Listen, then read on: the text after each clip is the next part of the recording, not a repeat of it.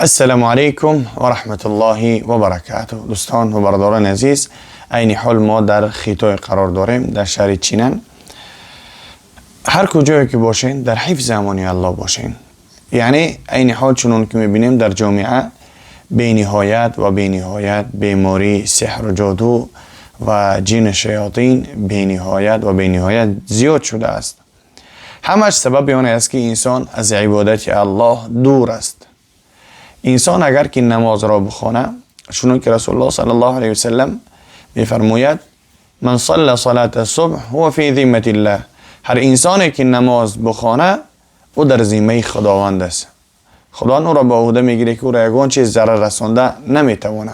یک دیم که چون که الله سبحانه و تعالی میفرماید و ما هم بضارین الا باذن الله. یعنی جن و شیاطین، سحر و جادو اونا ضرر رسانده نمیتونن تا اینکه الله سبحانه و تعالی اجازه چون نده.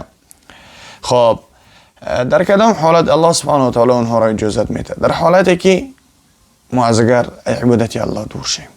چون که الله میفرماید نسوا الله فنسیهم. هر انسانی که الله سبحانه و تعالی را فراموش کرد، الله نیز او را هم فراموش میکنه. از همون خاطر حرکت کنیم که از عبادت الله سبحانه و تعالی دور نشیم. حرکت کنیم که در فریب شیطان نریم. برای که این جن شیاطین یک بار در بدن انسان داخل که شوند، گفتی گپا مثل که رنگ گلین کرده میگن که یکی فراشان در بدن انسان میدراید.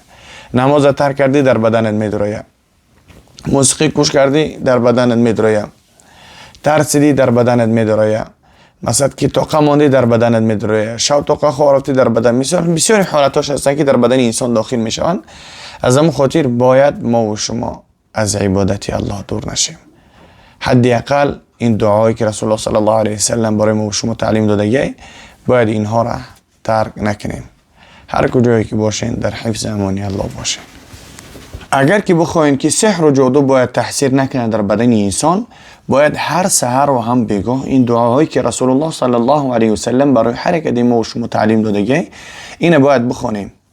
یعنی این حال چنون که میبینیم در جامعه بینهایت بیماری سحر و جادو و جن شیاطین بینهایت زیاد شده است.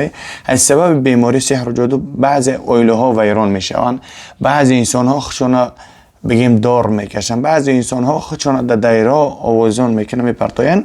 خلاصه گپ از همه بهتر مهمتر برای اونه که سحر و جادو در بدن ما و شما تاثیر نکنه، این دعاها را باید ما و شما تکرار کنیم و زیاد کنیم.